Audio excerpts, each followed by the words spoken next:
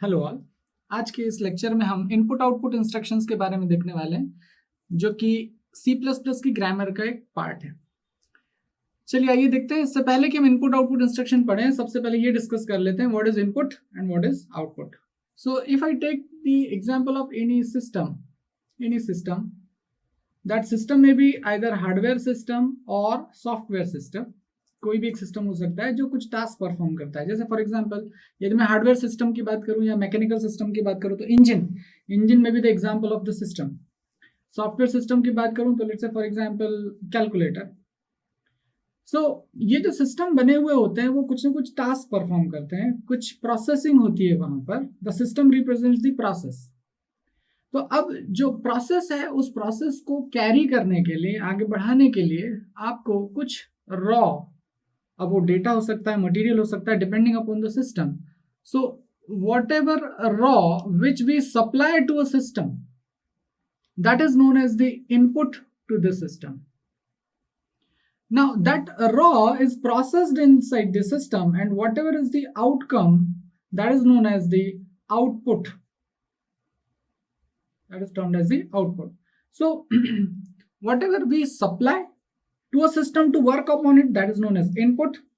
After processing that input in the system, whatever is the outcome, that is known as the output of the system. Now हमारे पास कोई ऐसा तरीका होना चाहिए जिससे कि हम आउटसाइड वर्ल्ड से इस सिस्टम तक कुछ पहुंचा सके, कुछ इनपुट पहुंचा सके, और ऐसे ही जो भी प्रोसेसिंग हो गई उसे फिर से आउटसाइड वर्ल्ड तक पहुंचा सके। और यही काम करने के लिए हमें इनपुट आउटपुट इंस्ट्रक्शन सीखने होते हैं। यहाँ हमारे सॉफ्टवेयर सिस्टम की यदि हम लोग बात करें तो इनपुट के लिए हम नॉर्मली कुछ इनपुट डिवाइसेस यूज करेंगे। जो मेजर इनपुट डिवाइस हम यूज करेंगे जैसे कि कीबोर्ड।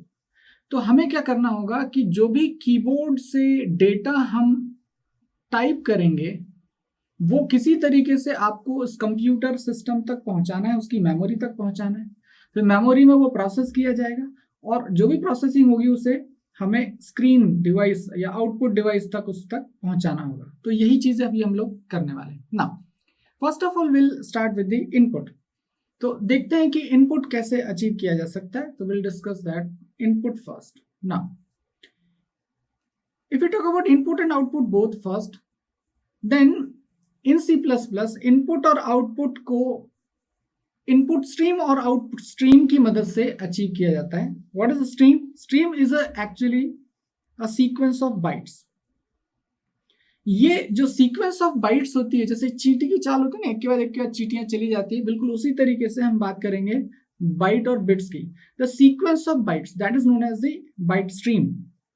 तो ये इनपुट और आउटपुट परफॉर्म करने के लिए कुछ प्री डिफाइंड क्लासेस डिफाइंड है। उन्हीं क्लासेस को हम स्ट्रीम क्लासेस कहते हैं, और उन स्ट्रीम क्लासेस की मदद से ही हम इनपुट और आउटपुट परफॉर्म कर पाते हैं। ये जो क्लासेस हैं वो कुछ हेडर फाइल्स में मेंशन्ड होती है, उनसे रिलेटेड फंक्शनैलिटी हेडर फाइल्स में इंक्लूडेड होती है, मेंशन्ड होती है। तो उन्हीं हेडर फाइल्स को हमें अपने प्रोग्राम में इंक्लूड भी करना होगा। तो जो हेडर फाइल जिसे हमें अपने प्रोग्राम में इंक्लूड करना होगा इनपुट आउटपुट कराने के लिए, वो हेडर फाइल है that is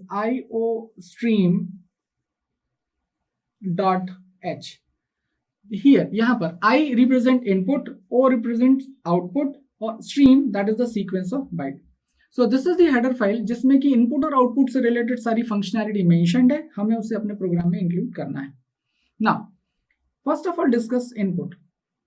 so for input if we are having a variable, मान लेते मेरे पास एक वेरिएबल है var, और इस वेरिएबल के लिए मैं एक वैल्यू स्कैन करना चाहता हूँ, रीड कराना चाहता हूँ कीबोर्ड से मान लेते हैं।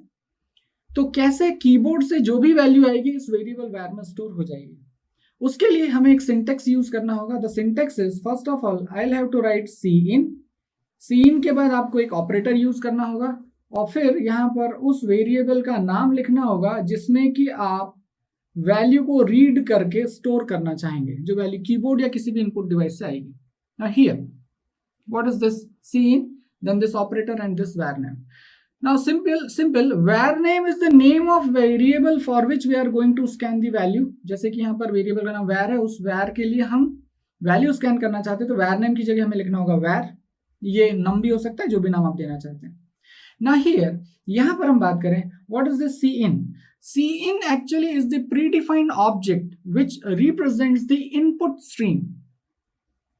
सो हियर यदि मैं इसे थोड़ा सा और एलॉबरेट करें, C is for console, in for input, console input. So this is the predefined object. So this is the object of input stream class or that represents the input stream. Now here this operator, जो operator यहाँ जिसकी हम बात कर रहे हैं, this operator is actually right shift operator. This operator is right shift operator. But in C++ there is a feature, that feature is known as operator overloading.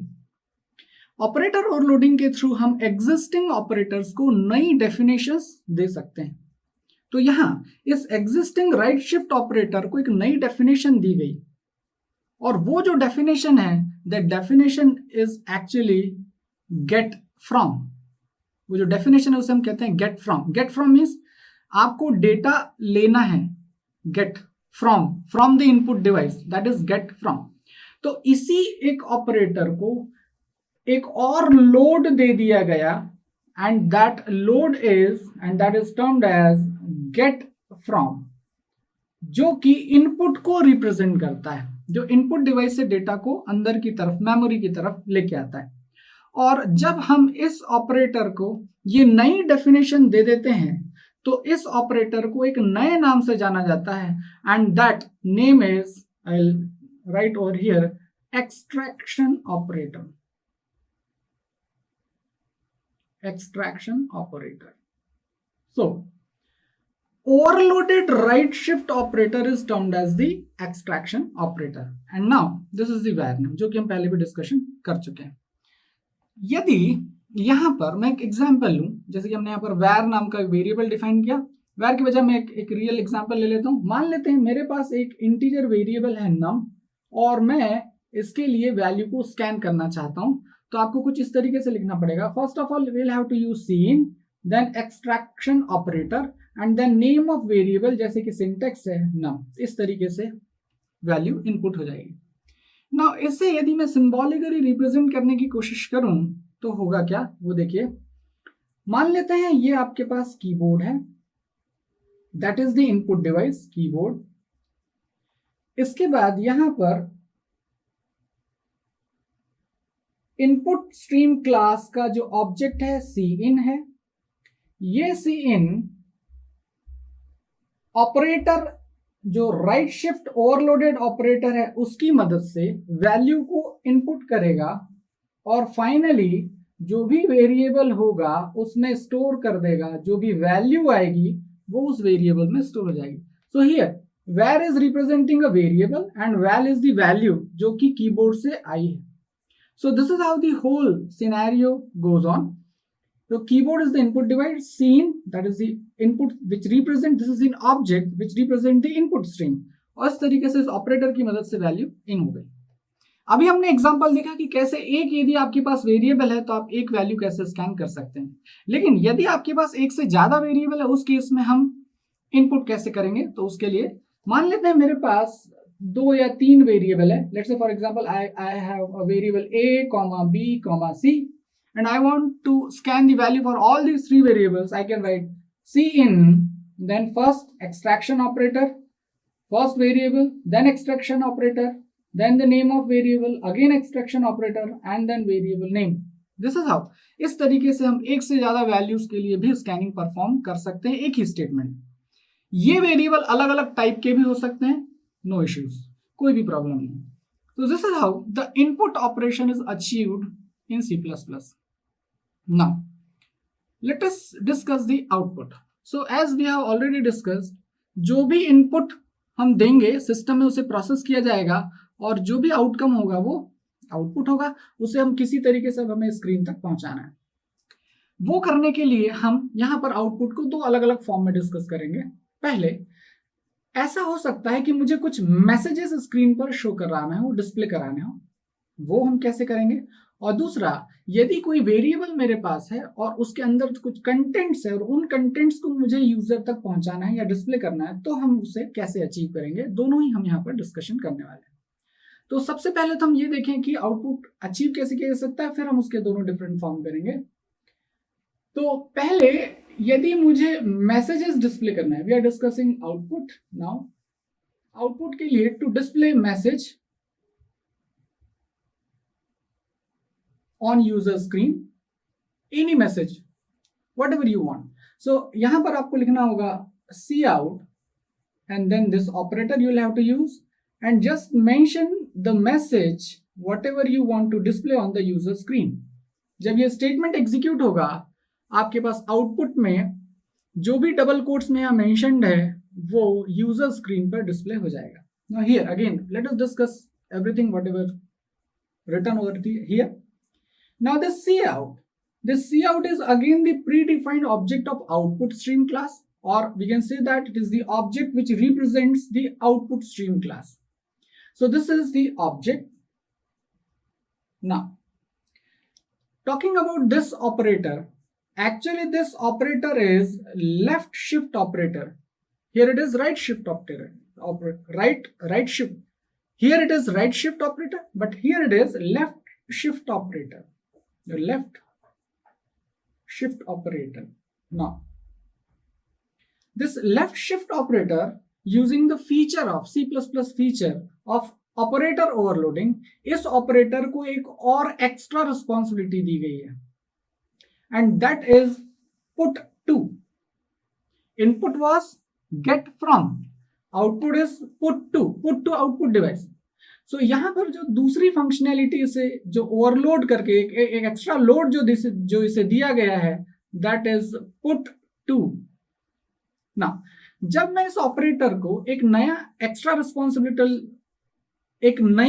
Responsibility दे रहा हूं, तो इस ऑपरेटर को अब हम कहेंगे ओवरलोडेड लेफ्ट शिफ्ट ऑपरेटर, और इसे हम इंसर्शन ऑपरेटर के नाम से जानते हैं। Insertion operator. So this operator is overloaded left shift operator known as insertion operator, and this is the message whatever you want to display. So this is all about the cout and this special operator. Now this is the method जिसके through हम किसी भी message को user तक पहुंचा सकते हैं, उसकी स्क्रीन पर या जो भी आउटपुट डिवाइस होगी उस तक पहुंचा सकते हैं। लेकिन मान लेते हैं मेरे पास कुछ कंटेंट्स है, I want to display the contents of variable on the user screen. उस केस में हम cout को कैसे यूज करेंगे उसके लिए बात करते हैं। तो उसके लिए आपको सिंटेक्स कुछ इस तरीके से लिखना पड़ेगा। So first is cout again, then insertion operator and then name of variable जिसकी वैल्यू आप यूजर स्क्रीन तक पहुंचाना चाहते हैं। मान लेते हैं मेरे पास एक वेरिएबल है sum, और उस सम वेरिएबल में दो नंबर्स का एडिशन 50 स्टोर्ड है for example, and I want to display this on the user screen. मुझे क्या लिखना होगा, मुझे लिखना होगा cout then the name of variable that is sum. जब ये स्टेटमेंट एग्जीक्यूट होगा उस समय whatever value will be stored in the variable sum will be displayed on the user screen, और जो आउटपुट होगा वो क्या डिस्प्ले हो जाएगा, 50। बट अब हम इसका एक एक्सटेंशन भी स्टडी करेंगे।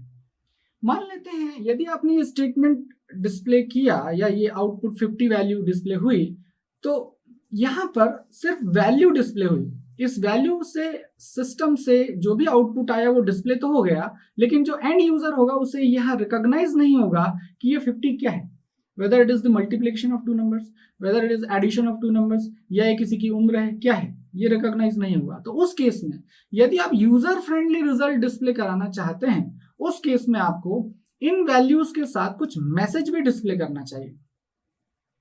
इसीलिए हम इस सिंटेक्स 1 और सिंटेक्स 2 को मर्ज करेंगे to display more user friendly results.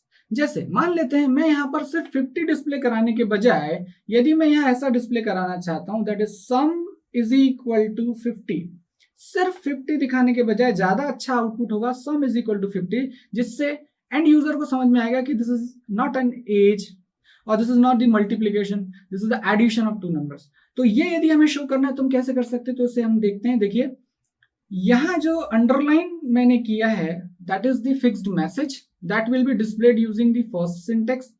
And जो मैं इस तरीके से कंटेनर में दिखा रहा हूं that is the value of the variable, जिसके लिए मुझे सेकंड सिंटेक्स यूज करना होगा।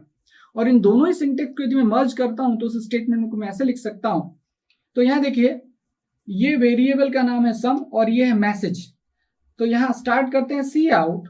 सिंटेक्स 1 के अनुसार यदि जो भी मैसेज आपको डिस्प्ले करना है उसे डबल कोट में मेंशन कर दीजिए। Sum is equal to is the message that is underline, तो आप इसको यहां लिखेंगे sum is equal to, then message is closed, so close it. Now the second syntax is that यदि आप किसी वेरिएबल की वैल्यू प्रिंट करना चाहते हैं तो फिर से इंसर्शन ऑपरेशन के बाद उस वेरिएबल का नाम लिख दीजिए। तो यहां पर मुझे फिर से इंसर्शन ऑपरेशन ओपन करना होगा और उस वेरिएबल का नाम लिखना होगा जिसकी वैल्यू मुझे डिस्प्ले करानी है। जब ये स्टेटमेंट एग्जीक्यूट होगा तो क्या होगा, तो यहां पर ये डबल कोट्स में जो भी लिखा हुआ है वो भी यहां पर डिस्प्ले होगा। तो यहां sum is equal to display होगा और उसके बाद इस वेरिएबल की वैल्यू भी डिस्प्ले होगी जो कि 50 है और इस तरीके से आउटपुट होगा सम इज इक्वल टू 50। इसी एग्जांपल को मैं और यदि डिटेल में डिस्कस करना चाहूं, मान लेते हैं मैं सम के साथ साथ नंबर्स भी डिस्प्ले कराना चाहता हूं।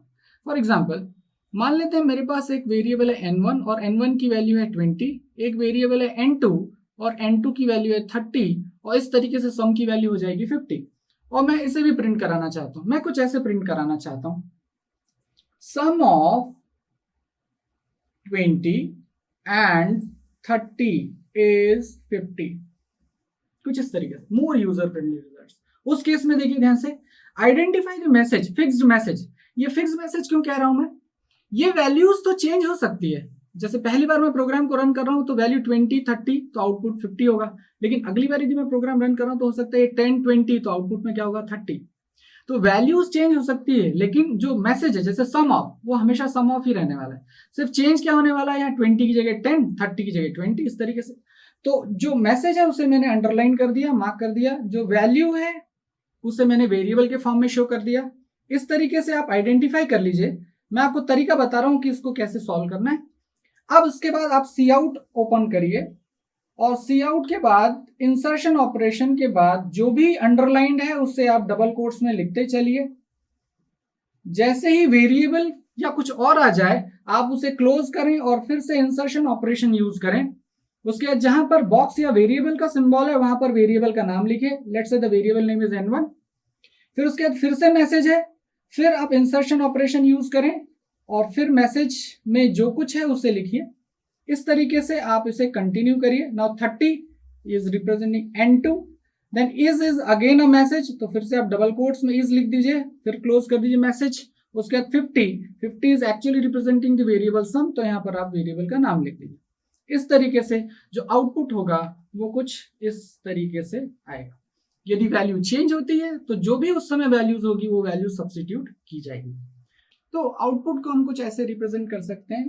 मान लेते हैं आपके पास ये वैल्यू है जो कि वेरिएबल में हो सकती है या फिर मैसेज। इस मैसेज को मुझे किसी तरीके से स्क्रीन तक पहुंचाना है।